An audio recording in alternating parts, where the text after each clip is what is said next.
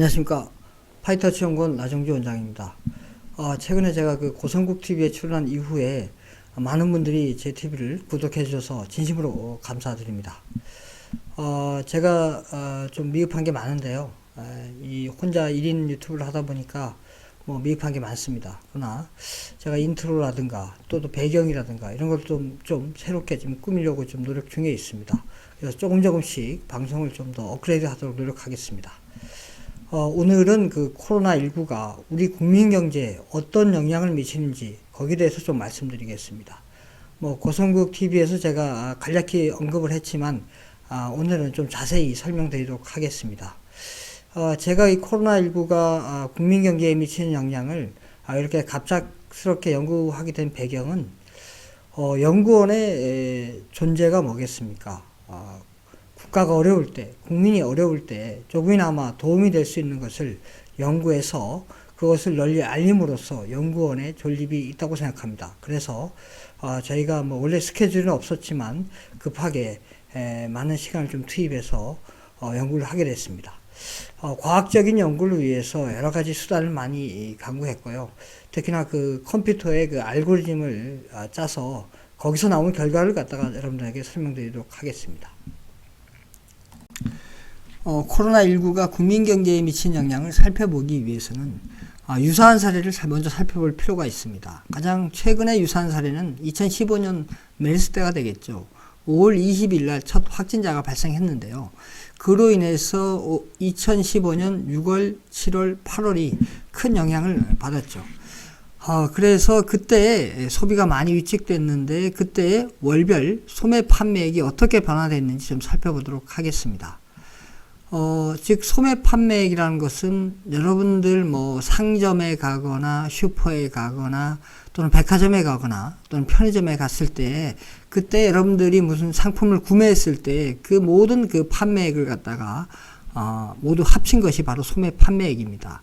그래서 그래프를 보시면 중앙에 이렇게 갑자기 확 꺼진 것을 좀 알 수 있을 것입니다. 이때가 바로 메르스 여파로 인해서 2015년 6월달, 7월달, 8월달에 다른 월에 비해서 갑작스럽게 이렇게 소매 판매액이 확 떨어졌다는 것을 알 수가 있습니다. 이 3개월이 연 전체의 소매 판매액을 얼만큼 하락했는지 계산해 보니까 이 약 1.12% 하락시켰습니다. 즉 연간 평균 소매 판매액 평균을 메르스로 인해서 약 1.12% 하락시켰습니다. 다시 쉽게 말씀드리면 메르스로 인해서 연간 소비 활동을 약 1.12% 하락시켰다는 것을 알 수가 있습니다. 앞에서 살펴본 메르스 때의 소비활동 위축 정도를 바탕으로 해서 코로나19가 우리 국민 경제에 어떠한 영향을 미쳤는지 살펴보았는데요. 분석 모형은 세계적인 저널에서 활용된 모형을 한국 상황에 맞게끔 응용한 동태 일반 균형 모형을 사용하였습니다. 동태 일반 균형 모형, 좀 말이 어렵죠. 하나하나 의미를 살펴보면 동태라는 것은 정태의 반대죠. 정태는 한계 연도만 보는 건데 동태는 어떤 특정 연도에 했던 활동이 다음 연도, 그 다음 연도에 영향을 미친다는 것을 의미합니다. 즉, 여러분들이 어떤 돈이 있으면 그 돈을 갖고 내가 지금 소비할 것인가, 아니면 저축할 것인가, 그 결정을 하죠. 저축하면 어떻게 되겠습니까? 지금 소비는 줄지만, 미래에 대한 소비는 더 많이 할 수 있겠죠. 그러한 것을 의미합니다. 동태는.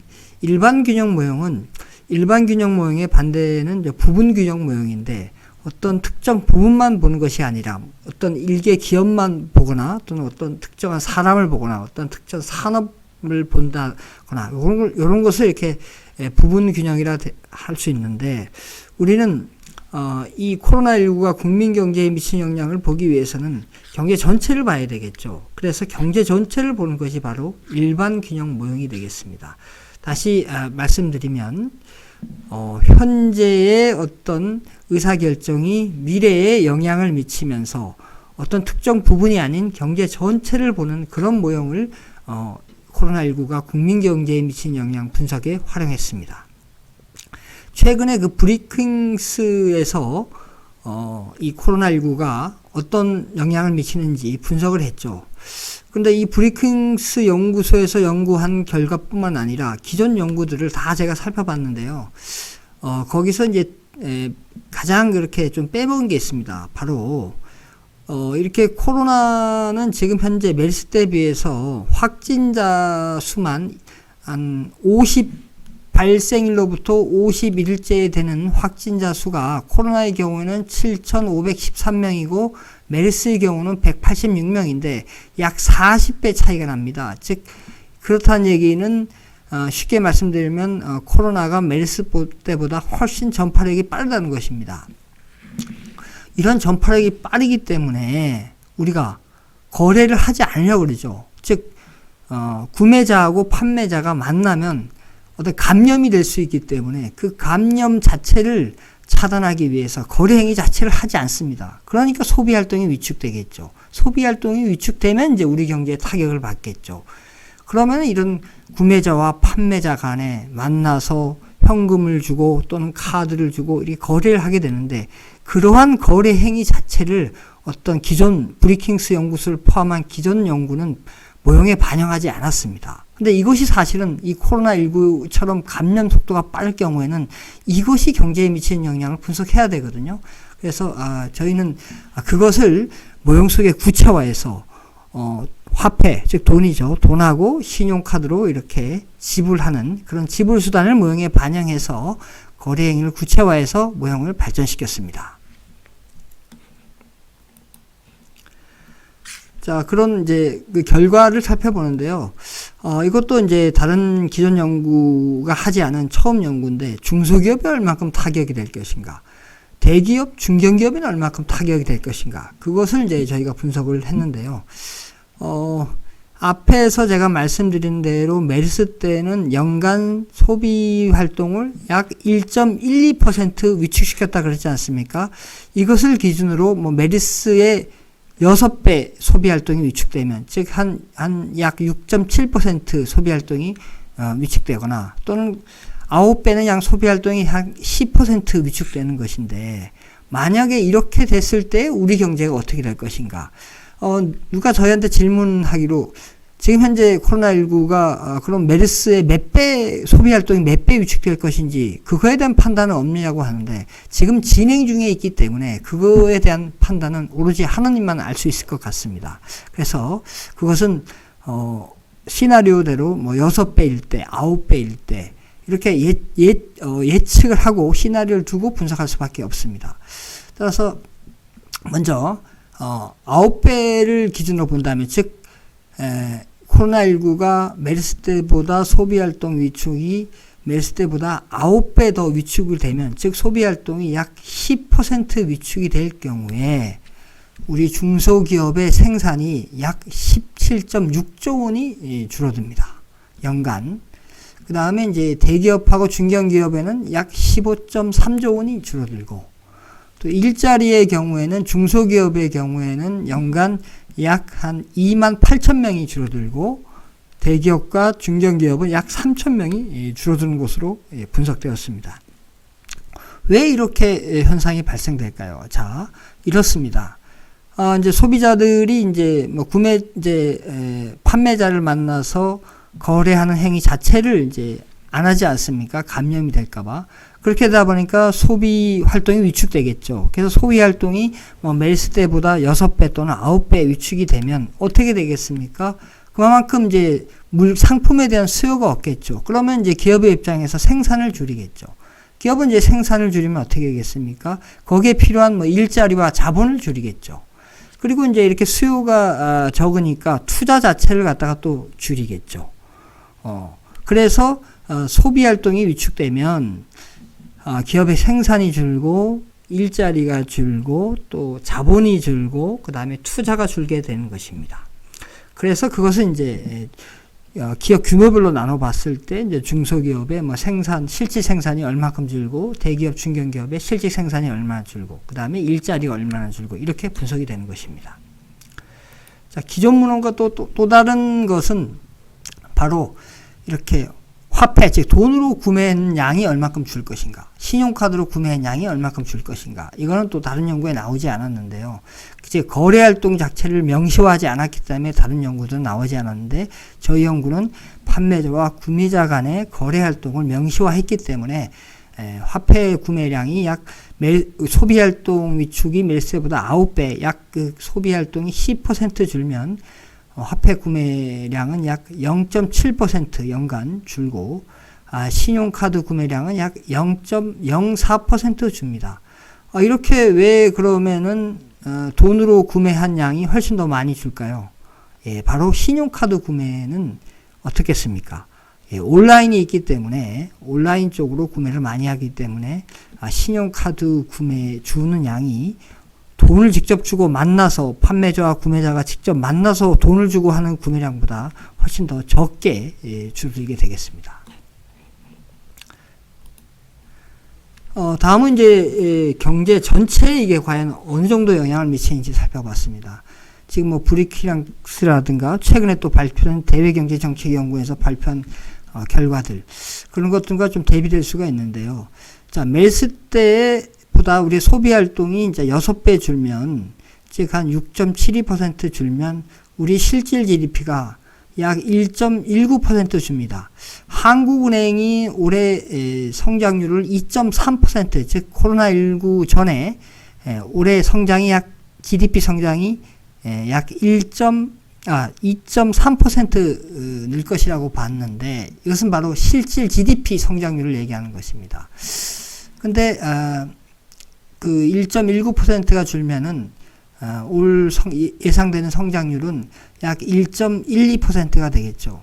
최근에 S&P가 우리 성장률을 코로나19 때문에 1.1%로 많이 낮췄죠. 그때와 동일합니다. 즉 메르스 때 소비활동이 메르스 때보다 한 6배 줄면 S&P가 예상한 올해 성장률 1.1%를 달성할 것으로 예상됩니다. 그리고 메르스 때보다 소비활동이 9배 더 줄어들면 우리 실질 GDP는 약 한 1.78% 줄어듭니다. 그러면 한국은행이 최초에 예측한 2.3%에서 이것을 적용하면 올 성장률은 0.52% 성장하는 것으로 예상됩니다. 즉 0%대로 내려가는 거죠. 아주 충격적입니다. 그래서 메르스 때보다 이게 9배 소비활동이 주는 거는 좀 실질적으로 일어나지 않았으면 바람입니다. 자, 그럼 실질 소비는 얼마큼 줄까요? 메르스 때보다 소비활동이 9배 줄을 때는 금액으로 보면 약 82.6조 원 줄어듭니다. 그 다음에 실질 자본은 약 0.6조 원, 실질 투자는 약 0.5조 원 줄어듭니다. 일자리는 약 3만 1000명 줄어드는 것으로 그렇게 분석되었습니다. 자, 이렇게 코로나19가 우리 국민 경제에 영향을 미치는데, 그러면 어떻게 해야 될 것인가? 그 대안이 중요합니다. 자, 우선적으로 이렇게 소비활동 위축으로 인해서 우리 경제가 이렇게 악화되는 것이 메인이기 때문에 빨리 소비활동 위축을 막아야 되겠죠. 그 막는 방법은 감염 확산을 빨리 차단해야 됩니다. 그리고 또한 우리가 사람이 계속 죽으면 또 공포가 있으니까 또 소비활동을 안 하려고 그러겠죠. 따라서 그 확진자에 대한 좀 치료 노력도 강화를 해야 됩니다. 이를 위해서는 전시에 준하도록 관련된 예산과 관련된 법을 집행하는 것이 필요하다고 생각합니다. 두 번째는 그 적극적인 그 재정과 통화 정책을 동시 시행하는 것인데요. 우리가 2020년도에 512조라는 슈퍼 예산이 통과됐지 않습니까? 이 통과된 예산 자체를 적극적으로 집행하는 게 필요하고, 그 다음에 지금 추경을 이제 또 편성을 해서 이것을 뭐 증액을 하니 많이 지금 얘기가 있는데, 하여튼 추경도 빨리 편성을 해서 적극 집행하는 것이 필요하겠습니다. 이때의 포인트는 저소득층을 면밀히 살펴봐야 됩니다. 지금 이렇게 소비활동이 위축되면 하루 벌어 하루 먹고 사는 사람들이 어떻게 되겠습니까? 생계가 위태로워집니다. 따라서 저소득층의 생계를 면밀히 살펴서 그들이 필요로 하는 것을 갖다가 돈을 갖다가 재정을 갖다가 예산을 갖다가 집행할 수 있도록 그렇게 편성을 해야 될 것으로 예상됩니다. 또한 이제 기준금리가 미국이 이제 1% 하락시켜서 우리도 0.5% 하락해서 기준금리가 0.75%가 됐죠. 그래서 이런 기준금리 하락이 동시에 같이 이렇게 재정정책과 같이 컨비네이션을 이루는 것이 필요합니다. 세 번째는 이제 뭐니 해도 경제가 살아나기 위해서는 기업이 살아나야 되지 않겠습니까? 기업이 살아나기 위해서는 기업 경영 여건이 개선돼야 됩니다. 그 개선되기 위한 크게 두 가지가 필요한데요. 얼마 있으면 또 최저임금을 내년도 최저임금을 또 결정해야 됩니다. 이 최저임금은 우리 기업의 인건비 부담에 결정적인 역할을 하기 때문에 이 최저임금 결정하는 방법을 기업의 불확실성을 없앨 수 있도록 변경해야 됩니다. 그래 따라서 저는 이제 최저임금을 물가 상승률 플러스 실질 GDP 성장률, 요게 바로 경제 성장률이죠. 플러스 소득 분배 조정률. 이 소득 분배 조정률이라는 거는 경제가 성장을 하면 할수록 소득 불평등이 생기니까 요것을 좀 조정해 주자 하는 것이 소득 분배 조정률입니다. 그래서 이렇게 세 가지의 결합을 통해서 최저임금을 결정하되 소득 분배 조정률을 실질 GDP 성장률보다 넘을 수 없도록 해야 되겠습니다. 2018년도에 16.4%를 올렸는데 이때 물가 상승률을 높게 잡아 2%, 성장률을 높게 잡아 3%, 그러면 총 5%죠. 그러면 나머지 소득 분배 조정률이 11.4%였습니다. 배보다 배꼽이 컸던 것입니다. 소득 분배 조정률은 경제가 성장하면 거기에 소득 불평등을 갖다가 완화시켜주기 위해서 하는 건데 어떻게 경제 성장률보다 3%보다 훨씬 더 높았습니다. 그래서 문제가 됐던 거죠. 따라서 이 소득 분배 조정률을 실질 GDP 성장률보다 넘을 수 없도록 그렇게 입법화하는 것이 필요하고, 또한 물가 상승률 플러스 실질 GDP 성장률은 나와 있으니까 소득 분배 조정률만 최저임금위원회에서 결정하면 그러면은 불확실성이 많이 제거되리라 예상됩니다. 또한 주 52시간이 또 문제가 됐죠. 주 52시간으로 인해서 여러 가지 문제가 이제 발생했는데 지금 50인 이상 299인 이하 사업장에 대해서 1년간 그 시행을 보류했죠.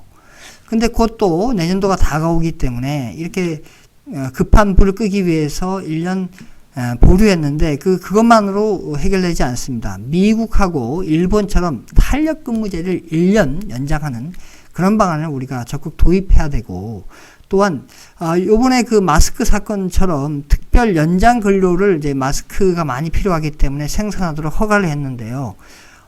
그 특별 연장 근로의 요건을 경영상의 여건을 이제 반영을 했는데 그것을 이제 실질적으로 시행하기 위해서는 고용노동부 장관의 승인을 받고 그 다음에 근로자의 동의를 받아야 됩니다.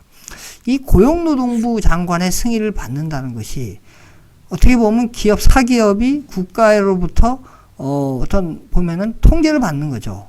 그러면은 이제 그 어떤 승인을 받기 위해서 뭐 여러 가지 자료를 제출해야 되지 않습니까?